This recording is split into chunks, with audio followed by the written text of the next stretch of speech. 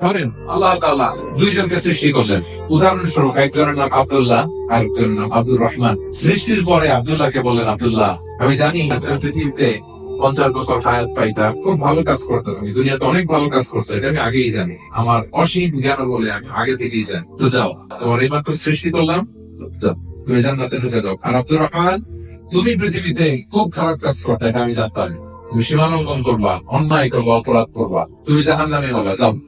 যেহেতু আমি জানি পরীক্ষার দরকার নেই, তোমার জাহান্নাম দিয়ে দিলাম, যাও ঢুকে যাও। সে বলবে, আল্লাহ এই মাত্র আমার বানাইলেন, সৃষ্টি করেই বলতেছেন তুমি জাহান্নামে যাও, আর বলতেছেন আমি জানি দুনিয়াতে পাঠাইলে তুমি খারাপ কাজ করবা, তুমি জাহান্নামী হবা, পাঠানোর আর কি দরকার, আগে থেকে জাহান্নামে যাও। আল্লাহ আপনি জানলে জানতে পারেন, আমি তো জানি না, ঠিক কিনা বলেন? সে বলবে, না আল্লাহ আপনি ভুল বলতেছেন, এই দুনিয়াতে পাঠাইলে আমি খুব ভালো কাজ করতাম, এজন্য আল্লাহ তাআলা পরীক্ষার আয়োজন করেছেন, যাতে করে তুমি জেনে যাও যে পৃথিবীতে তুমি কি করেছো।